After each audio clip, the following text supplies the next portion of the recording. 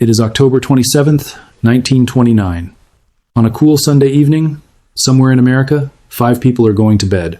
In New York City, Arthur, 34 years old, a runner on the floor of the New York Stock Exchange, is sitting on the edge of his bed in a boarding house on Chambers Street, reading the Sunday papers for the 3rd time. He has read them 3 times because he is trying to find the sentence that tells him what Monday will look like. He cannot find it. The papers are full of sentences that sound like information and contain very little of it.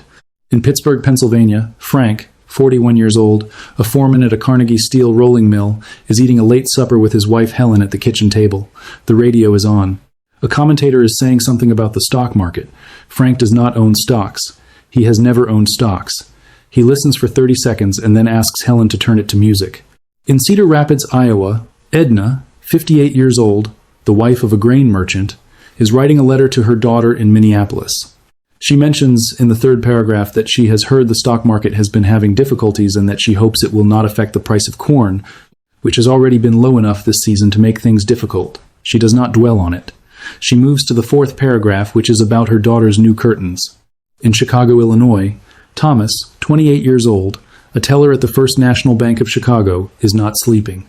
He is lying in the dark in his apartment on North Clark Street, running numbers in his head, not his own numbers, the bank's numbers, the ones he has spent the last 3 days watching move in directions that his training did not prepare him to interpret. He knows things about the bank's condition that the bank's depositors do not know. He is not sure what to do with what he knows. He is fairly sure he is not supposed to tell anyone.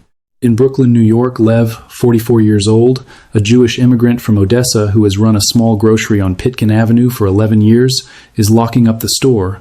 He is thinking about his supplier's invoice, due on Wednesday, and about the 3 customers who paid for this week's groceries on credit and whose ability to pay him back depends on conditions he is only beginning to understand are less stable than they appeared last week. He locks the door. He walks home in the dark. He has survived worse than this, he tells himself. He is not entirely sure that is the right comparison. 5 people, 5 cities, 5 completely different relationships to the event that is about to happen. None of them know what the others are thinking. None of them know that tomorrow morning, at 9:30, when the opening bell rings at the New York Stock Exchange, all 5 of their lives will be altered by the same mechanism invisibly, differentially, and with a precision that no newspaper will capture, and no official statement will acknowledge. This is Malcolm, and this is History Meets Economics. What you're about to hear isn't a theory, it's a pattern. History has already run this experiment multiple times. The results are in. If this is your first time here, hit subscribe and turn on notifications. Here's the question I want to sit you with before we go further. When a financial system fails, do you think it fails the same way for everyone, or does the damage find the cracks that were already there? Tell me your position in the comments.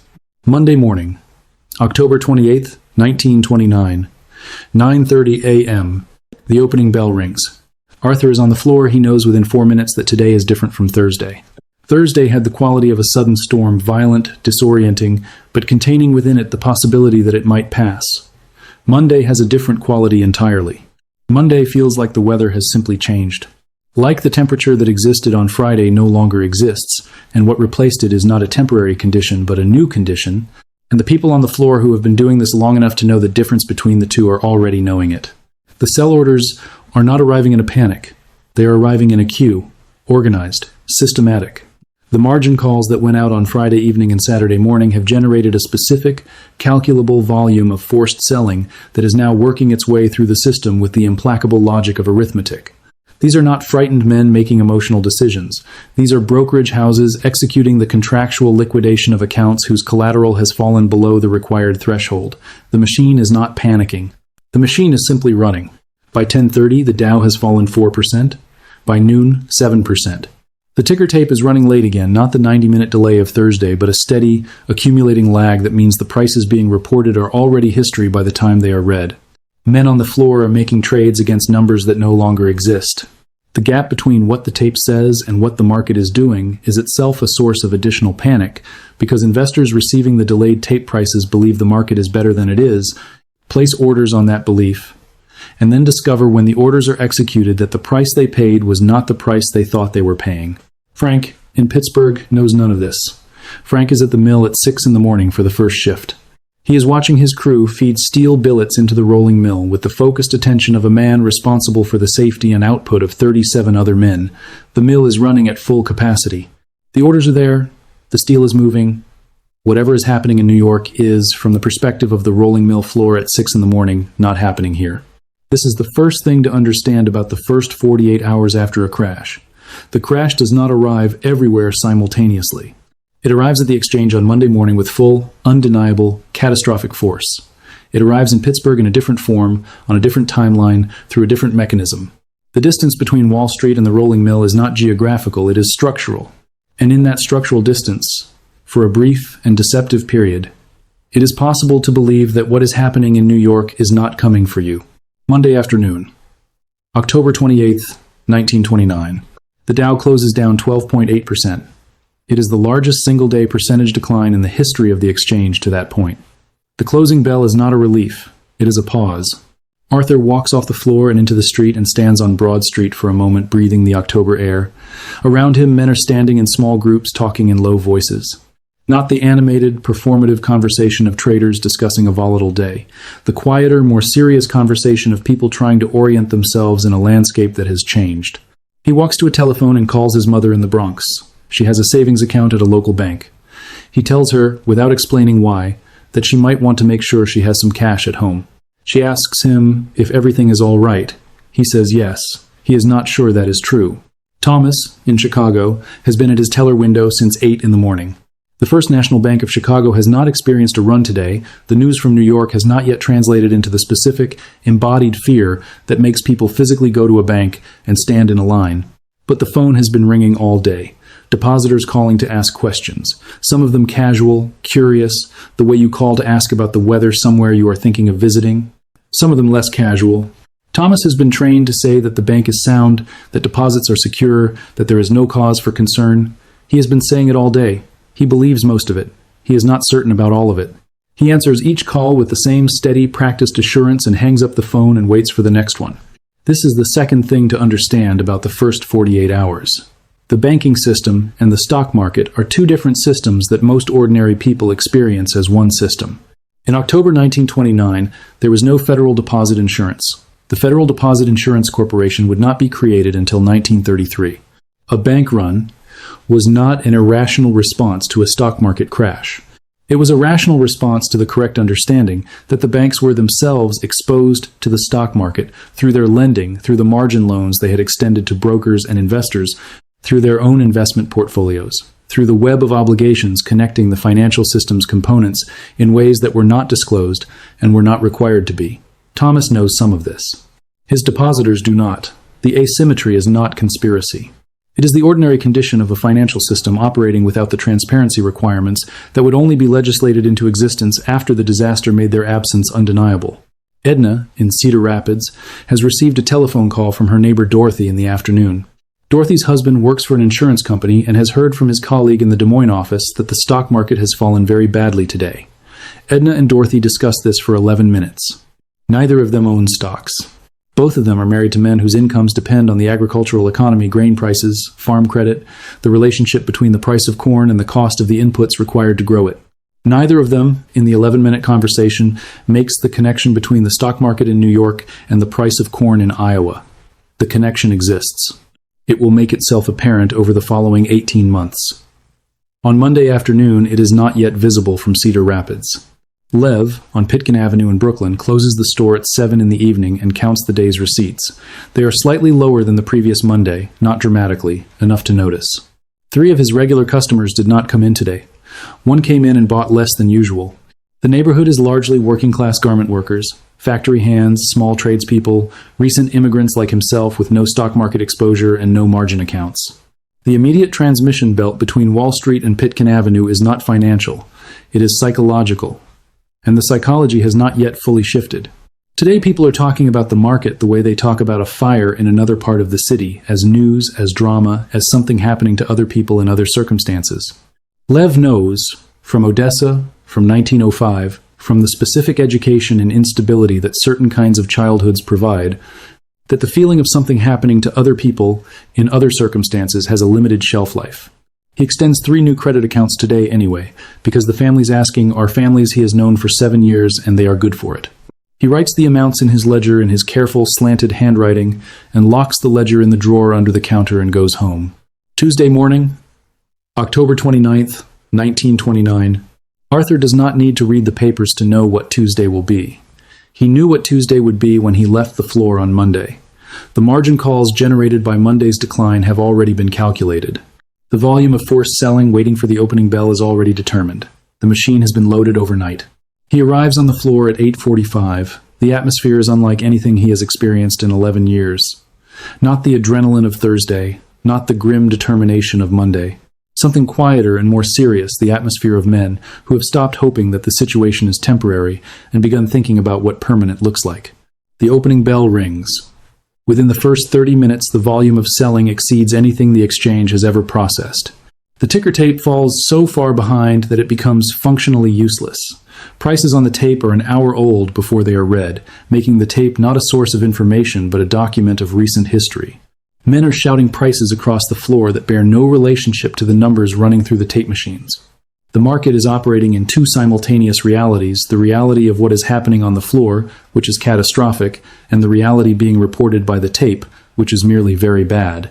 By noon on Tuesday, the Dow has fallen a further 11.7%. The 2-day decline of Black Monday and Black Tuesday combined will reach approximately 23%. 16 million shares will trade on Tuesday, a record that will stand for nearly 4 decades. The financial press will eventually call it the worst day in the history of American finance. On the floor, in real time, it does not feel like history. It feels like the floor. Frank, in Pittsburgh, hears about Tuesday from a colleague at lunch. The colleague has a brother-in-law in New York who called this morning. The stock market has collapsed, completely, the worst in history. Frank chews his sandwich and thinks about this. He does not own stocks. He does not have a margin account. His paycheck comes from the mill, and the mill is running. He returns to the floor after lunch and watches his crew run steel through the rollers with the same focused attention he brought to the morning shift. The mill is running. That is what he knows. That is what he can see. What Frank cannot see, what will not be visible for another 8 to 14 months, is the chain of causation that connects Tuesday's collapse on the floor of the New York Stock Exchange to the rolling mill in Pittsburgh. The chain runs through the credit markets. The banks, exposed to stock market losses, begin tightening their lending. The companies that borrowed from those banks to fund their operations find credit more expensive and less available. They reduce orders. The steel orders that are running through Frank's mill in October 1929 were placed weeks and months ago. The orders that will not be placed, the ones that will not exist, because the companies that would have placed them are now operating in a tightened credit environment, are invisible in October. They will become visible in 1930 in the form of reduced shifts, and in 1931 in the form of layoffs, and in 1932 in the form of the mill operating at 30% capacity while Frank stands at the gate at 6 in the morning waiting to find out if his crew has work today. The crash did not skip Pittsburgh. It simply took the scenic route. Thomas, at the bank in Chicago, has a different Tuesday. The calls that were merely anxious on Monday are more urgent on Tuesday. Several depositors have come in person, not enough to constitute a run, but enough to constitute a visible change in the ordinary rhythm of the bank's day. Thomas watches his manager move between the teller windows with the careful, measured calm of a man performing calm rather than feeling it. He watches 3 depositors withdraw amounts large enough to require manager approval. He watches his manager approve each one without visible hesitation, which Thomas understands is itself a performance. The hesitation is present. The decision to not show it is deliberate, because a visible hesitation at a teller window in October 1929 is a more dangerous thing than the withdrawal it accompanies. By the time Thomas locks his window at 4 o'clock on Tuesday, he has processed more withdrawals than deposits for the second consecutive day. The bank is not in crisis. It is absorbing pressure. There is a difference between those 2 conditions, and Thomas knows it. He is not sure how wide the difference is. Edna writes in her diary on Tuesday evening, a diary that her granddaughter will find in a trunk in 1987 and donate to the Cedar Rapids Public Library along with 40 years of other diaries, where a historian researching the social history of the Depression will read it in 2003, that she has heard the stock market is very bad indeed, and that she is worried about the price of corn, which was already 43 cents a bushel, and which she has heard may go lower. She writes that she hopes the men in Washington will do something. She does not write what she hopes they will do because she does not know, and neither does anyone else. Lev counts Tuesday's receipts, and they are lower again. Not catastrophically, measurably. He extends 2 more credit accounts. He writes the amounts in the ledger. He stands at the window of his store for a moment before locking up and looks at Pitkin Avenue in the October dark, the push carts being taken in for the night, the lights in the apartment windows above the storefronts, the ordinary Tuesday evening life of a neighborhood that does not yet know what is coming for it. He knows something is coming. The shape of it is not yet clear. The fact of it is. He locks up. He walks home. He does not tell his wife what he is thinking because what he is thinking is not yet a sentence.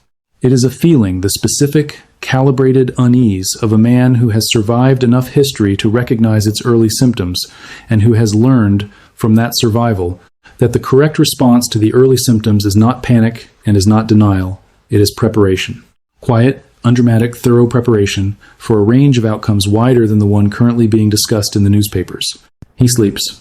In the morning, he will open the store at 7 and serve his customers, and write in his ledger and watch the neighborhood and think about his supplier's invoice and his credit accounts and the price of flour and the mood of the Pride Street. He will do this every day for the next 4 years. Some days will be worse than others. Some will be worse than that. He will survive. Not because he was lucky, because he was paying attention. This is historical and educational analysis. It is not financial or investment advice. The events described are drawn from documented historical records of the 1929 stock market crash, Federal Reserve historical data, contemporary newspaper accounts, oral histories collected by the Federal Writers Project between 1936 and 1940, and academic studies of the Depression's transmission from financial markets to the broader economy. What the first 48 hours after a crash feel like, the historical record shows, depends entirely on where you are standing when it begins. For the people inside the machine, it is immediate and total and unmistakable. For the people one step removed, it is loud news from somewhere else. For the people at the end of the transmission chain, it is a vague unease, a slightly lower receipt total, a neighbor's phone call about something that seems to be happening to other people in other circumstances. The crash does not arrive everywhere at once. It arrives through mechanisms, credit tightening, order cancellations, confidence erosion, the slow translation of financial system damage into the real economy of rolling mills and grocery stores and grain prices. The mechanisms take time. The time creates the illusion, in the first 48 hours, that the crash is a Wall Street event rather than an everyone event. It is always an everyone event. The only variable is the timeline. History Meets Economics exists to trace the mechanisms from the floor of the exchange to the teller window in Chicago, to the grocery store in Brooklyn, to the rolling mill in Pittsburgh, to the diary in Cedar Rapids. The pattern is always the same. The distance between the crash in your life is not a question of whether. It is a question of when and through which door it arrives. The pattern is already in the record. You know where the subscribe button is.